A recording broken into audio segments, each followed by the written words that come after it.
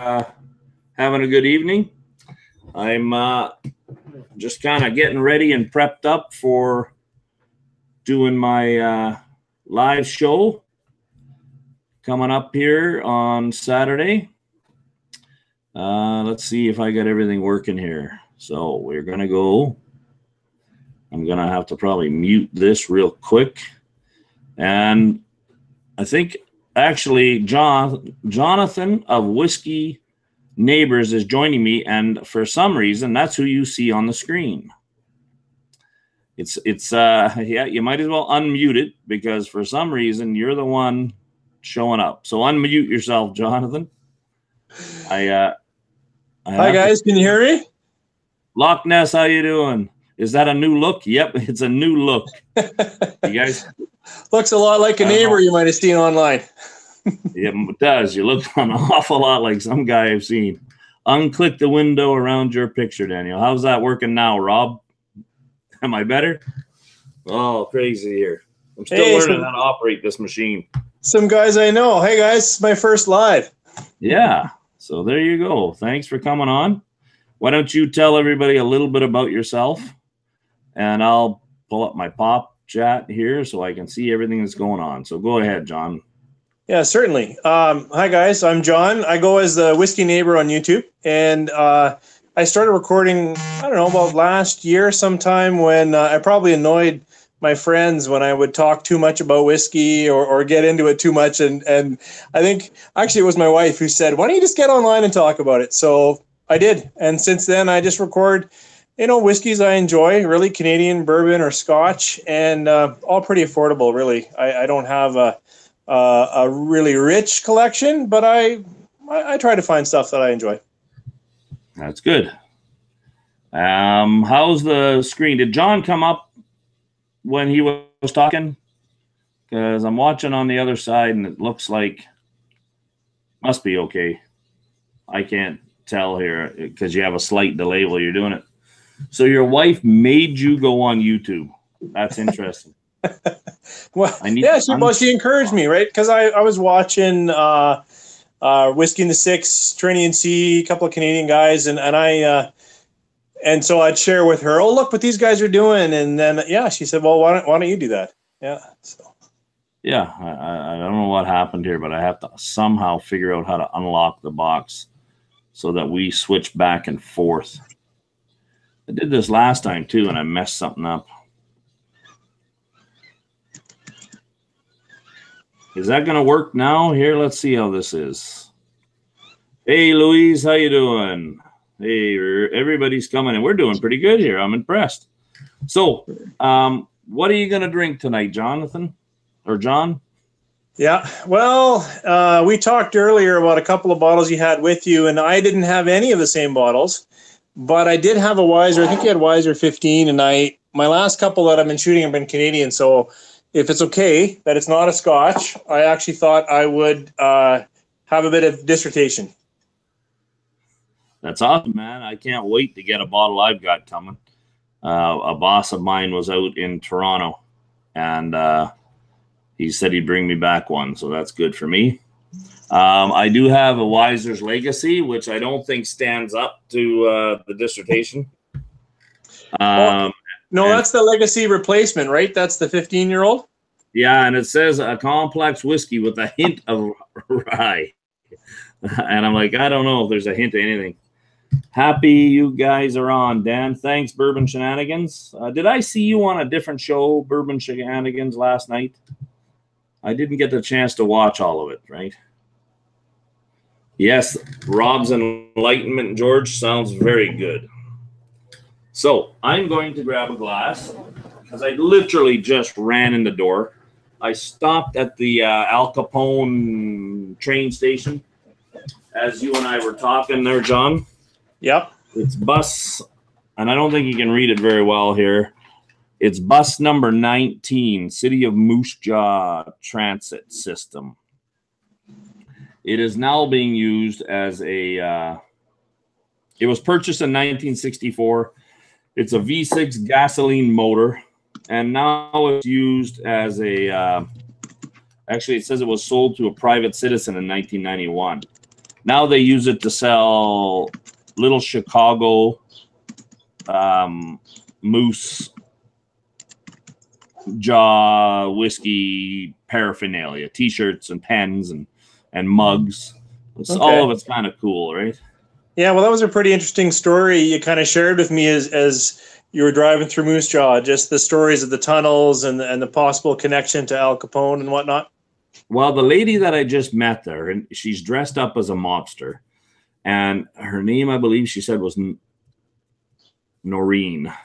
And Noreen said, actually, my grandfather worked in my father worked in the underground tunnels, and he says that Al Capone was actually here, but no one else has any proof of it. I did a little web search, and there didn't seem to be too many people there's no proof. But part of the reason they say there's no proof is if they check records, like hotel records back then, people would sign in and so forth into a hotel. There's no signatures of Al Capone. But if you were Al Capone, would you sign your name? And back in the day there, we would travel. My mom was born in the U.S., but she still, was a Canadian citizen. They didn't worry about that stuff. Yeah, whatever, you're from Canada, just go back. It's not like nowadays. Nowadays, you don't cross the border without them thinking they have the right to go through your phone, they have your ID, up the yin yang, all that stuff. So, have you never been to Moose Jaw or Saskatchewan? Well, I've driven through Saskatchewan, and then I've got a friend. Where were we? Can't remember. A pretty small town. I was out at his wedding, but the only whiskey. By the way, I poured a bit of dissertation. I haven't seen what you've poured, and I feel like I can't. I shouldn't take a sip till someone pours something and says cheers or something. Okay, I'll get warmed up here. Welsh Toro is pouring the latest Rebel Yell 10-year-old single barrel. I don't think. Yeah, I haven't. I've had the Rebel Yell, but I haven't had their single barrel. I imagine it's much nicer. And then I see Loch Ness poured Classic Laddie. Is that right? Yes, I tell you, that guy, he's got some good stuff there, that Loch Ness guy. George Kaplan, what are you drinking?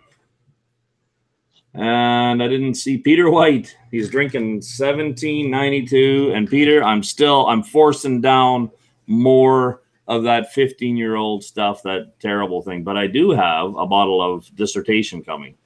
So, and Go Habs is drinking with you Dissertation. That's very good. So, hey, cheers. Cheers, Go Habs. Cheers, everybody.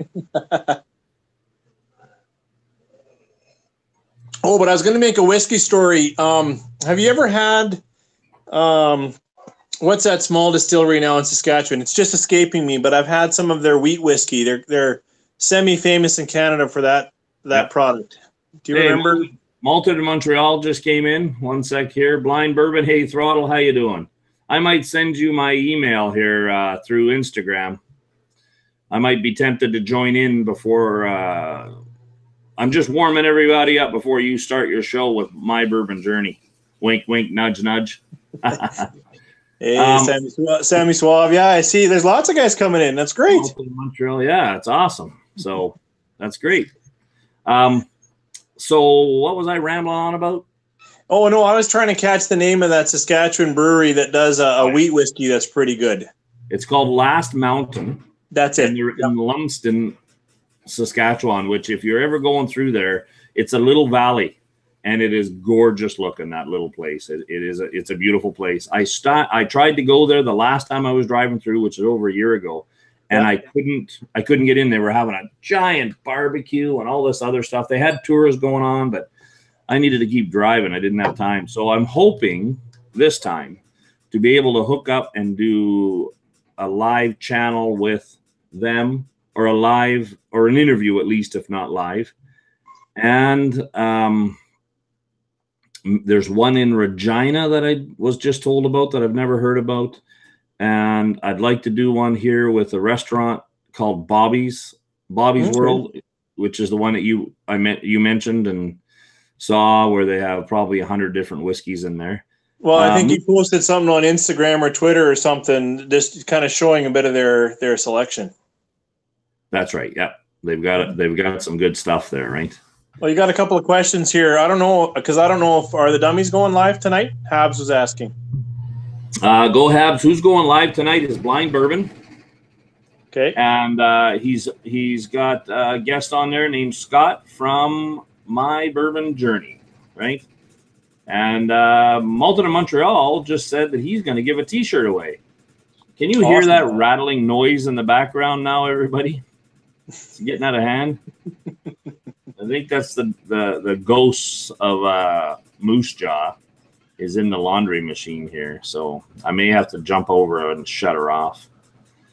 You know what? Those T-shirts are pretty nice. Julia said it made a nice nightie for her to sleep in, that T-shirt. So, well, okay, there I can hear your washing machine or whatever. Yeah. Well, flip it to me if you're going to leave. Well, I'll just talk. I see someone's pouring. George, you're pouring some High West Campfire. I've heard good things. Say that again. And what else was on here? Someone was pouring some Cask Strength 12. That is beautiful. Beautiful stuff. Really love that Irish. If you haven't tried it, I'd say go get it. High West, I love High West very, very much. And the Campfire is one of my favorites.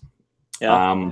Here's a little interesting tidbit. I met or talked with the ambassador for Compass Box that came to Canada here and to Edmonton to do some tastings. Yep. And I mentioned to him how I thought that High West, the original owner of High West, was very similar to Compass Box and John Glasser. And he told me, he says, yeah, they actually stay in contact with each other all the time. So if you take a look at some of the stuff that High West was doing, now they've just recently been able to start using their own spirit. Yep. So in their double rye, they were actually using a 7-year-old whiskey that they made out of their own stills now, before everything was sourced. Yeah, I don't know if I knew that. Yeah, it just came out. So hi Amy, how you doing? I see you're in here making sure that George is behaving again. I'm glad to hear that. And I still need to get a hold of you. I haven't forgot. So don't feel bad that I probably forgot about 10 different people I had to email today. So I am going to now, since I warmed up with this, I think it's not a bad whiskey, that 15-year-old. But I need to get another glass. And I need to open up a little mystery. You know, I haven't had the Wiser's 15. That was the one you warmed up with a little bit tonight. And I just saw, I think Trenny and C just did 5 Wiser products because they had Dr. Don on, or they were talking to him. Mm-hmm. And their thoughts were what I've heard, but I haven't cracked the 15. You've got it in your glass. But I've heard that it was a little underwhelming, especially compared to the Legacy that it replaced. Well, I think that may be true, but I have never had Legacy, and I'm not comparing it to anything. So this is something that I will be discussing more tomorrow. Okay. If anyone's around, because I'm doing one of the late shows. I start at 11 p.m. Yep. And I have a guest coming from the Faroe Islands. Anybody that's on Instagram will have been able to see him as Cruiserin, is what his name goes on. And he is an SMWS member, so I thought it would be appropriate for World Whiskey Day for me to be in the middle of Canada in Moose Jaw, Saskatchewan, not what Jim Belushi called it, Moose Knuckle. That's probably what he's into, though. I've heard weird things about that guy, John Belushi. Yeah. The real John Belushi, that is, not this guy. Anyway, just joking, Mr. Belushi. So one of the things I'm going to talk about is, and I mentioned this when Aquavite was doing was a guest on No Nonsense and getting him to add water. I simply asked, do you think we're putting too much pressure on our whiskey? Everybody's writing notes and comparing things and all this type of stuff, right? And sometimes you just need to be alone with your whiskey and enjoy it. Just enjoy it. One of the guys I like, what he does, is Eric Waite. Eric Waite in the Whiskey Church. When he just wants to drink, when he's not nosing it and trying to break it down and get into some more serious stuff, he puts it in a tumbler. And if you notice this glass I have in my hand right now, this is a big ass Glencairn. Yeah, it is. It's a knockoff. but it's a good glass for just whatever. You can still nose things, but not quite the same way, right? Yeah. Well, have you seen, I think Glencairn, were you saying you needed something? Nope. Go ahead. Oh, I know. I was just going to say, have you seen Glencairn designed a Canadian whiskey glass? Looks almost exactly like what you've got in your hand. Yeah. Don't even get me going about that glass stuff. I'm tired of hearing people say, this is a Canadian glass. This is an Irish glass. They're all tumblers. The only thing that ever came out unique is this Glencairn initially. And of course, glass making companies are going to try and come up with something unique or different. That's why we have tumblers that are round, convex. What's the opposite of convex, teacher? Yeah. Oh, concave. Sorry. Concave, and then you've got ones that are square corners and ones that are twisted, like the ones that malted in Montreal. One from the Scotch says nummies and so forth, right? So yeah just enjoy your whiskey. I think you're hitting a vein here, because I'm looking at the chat, and a lot of the guys are saying too, just enjoy your whiskey, pour it in what you have, and maybe don't push it so hard. Yeah. That's right. So tomorrow, because I'm doing it with another fella, I'm going to open up this bottle. Ooh. Yeah. But I can't. We don't know what it is till tomorrow. Nope. But I'm going to open it now so it can breathe. That makes sense. Yeah. It's an SMWS bottle, and fortunately, a gentleman named Rob Sarkowski, who is a member of the SMWS in Saskatchewan, was allowed me to purchase this bottle from him, and he sold it to me at cost. I drove all the way to Regina, which is only about 45 minutes from Moose Jaw. And because Rooney, who's going to be my guest from the Faroe Islands, is also an SMWS, although he lives in the Faroe Islands, but he is right now on business in Iceland. Okay. But he has a bottle of SMWS, and I kind of wanted to bring that world whiskey theme together by being in totally different parts of the world and both being members of the same club and enjoying a whiskey together. So I can get the full enjoyment of this tomorrow, I'm going to open it up and I'm going to pour it. Make sure you guys can't see what label it is. Like 2 inches. I don't know what he's talking about. Okay, that's a healthy pour. So a lot of times when out here in Alberta, you and I are both fortunate. If you ever want to, just let me know and we'll go to an SMWS outrun. Oh, that'd be great. Every year or every month at the beginning of the month. I'm not that early, but thank you, Santa Cruz. Every month they have an outrun. And one of the nice things for us here in Alberta is we actually get to go and have these outruns in Edmonton and in Calgary. And they even travel up and do some stuff up in Fort McMurray once in a while, right, to help them out there. The people that have the import company for the SMWS try very much to make it accessible to everybody. I've even talked to them about here in Saskatchewan, because some things have changed here in Saskatchewan where they don't have they have now private liquor stores. The biggest one are the Sobeys, and they're huge. They're way nicer than the Sobeys we have, John, in Alberta. They're massive. They're almost as big as a Wine and Beyond. Oh, wow. Yeah. And but the difference is they get to order something like 8,000 different titles, whereas the SLGA, the provincial liquor store, only gets to order 4,000 from 4,000. So they'll have the advantage that way. I don't know exactly what they're going to do totally yet, and we probably never will until it's too late, right? So yeah. Malta to Montreal is saying happy long Victoria weekend. It's not long for me. I have to work. I work today and I got to work tomorrow, and I'm probably getting called in on Sunday. But that's how I pay for my whiskey. And those days cost them a lot of money. And this is all pre-shutdown stuff. So yeah. Well, like you said, it's good to have the work, but it's sometimes nice that others that are having a good long weekend. And I hope people can, get to a lake that's not too crowded, or spend some time with friends and family. I think it's a nice weekend. Yes, it is. Yeah, I kind of wanted it Julia is in Jasper hiking with a girlfriend of hers. I'm sure I wouldn't be able to keep up with them because I'm quite out of shape, but we got to work on that. I was asked again what I'm sipping. I'm still just sipping Dissertation.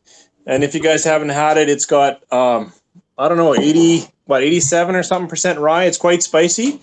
Lots in the nose. It's really quite a nice Canadian whiskey, but heavy on the rye. And you are correct, John Belushi. You have watched the Whiskey Neighbor open up a 40-year-old Canadian whiskey, which he was gifted. I think it was from your wife, was it not, Jonathan? Yes. Yeah, it was a Christmas gift, a lovely gift. And it keeps on giving. Those are great gifts, right? That you can open up and enjoy for a while. But you're a little hard on the bottle. I saw that you ripped the cap right off the cork. I did. Yeah. Just couldn't wait to get in there. There you go. Right on. Good call, Peter. Peter now sipping OWA 107. OWA. I'm very bad with these abbreviations. Tell me what that is. That's Weller, right? Old Weller? Old Weller. Oh, okay. You do a lot of bourbons, don't you? Well, a fair amount. I think, as I said in my intro when I was saying, who I was, my whiskey journey started actually. You've said I'm a teacher, and I am at heart, but I'm a principal now. And when I became a principal, the outgoing fellow said, "Look, if you're going to be an admin, you need to get into Scotch." And he gave me a bottle of actually nothing remarkable, but it kind of opened up Scotch for a while, and I went down that journey, enjoyed what I could, but I have yet to really be able to afford really good things. And I've found that you can get in some pretty nice bourbons for in that just under 100 range. So that's probably why I pick up a few more bourbons lately. That is true. There's not always a need, and it's the same in the wine world. I knew a lady that owned a wine. Her and her sister brought in wine. They were Italian, and their favorite wine would have cost you $8. She says you wouldn't believe, but because they're not in demand, you can get that wine cheaper. So some of it's it's supply and demand, and that's why we pay for it, right? So yep, absolutely. So I'm going to take a sip of this now that I've had it open for a few minutes, and I'll tell you guys this much. Right now, I get a little peat off it, but it's quite strong. And it's 59.5%, and we'll reveal it tomorrow. And John, why don't you tell everybody how they can see you? Because I think we need to end this because Blind Whiskey Reviews has come on, and I don't want to cross over on them. But this was just to get your feet and get me warmed up for tomorrow. Yeah, no, again, Toronto, thanks for inviting me. It is my first live that I've ever dropped into, so I appreciate you, not just, saying, hey, we should do it, but kind of following through and making it happen. If anybody hasn't seen me or interested, I do like to share my thoughts on a variety of whiskey. YouTube's the best way, and that's just the whiskey, or no, not the Whiskey Neighbor, that's all. And it's spelled Canadian, though, so no E in the whiskey and O-U-R in the neighbor. So Whiskey Neighbor, one word. That's awesome. I've seen your shows, and I like them, and I like your approach, right? All right, Malton in Montreal, you take care. So light, high proof, 19-year-old cask. Nope, not even close. It is light in color, though. Yes, it's a very light color. It's got a different kind of peat smell to it, though. It's not overcoming. But you know what? To find out more, come on tomorrow, 11 p.m. with a guest from Faroe Islands. And you just got an invite to be live with Malton in Montreal. Awesome, Swami. I'd love to do it. Absolutely. Okay, everybody. Thank you very much.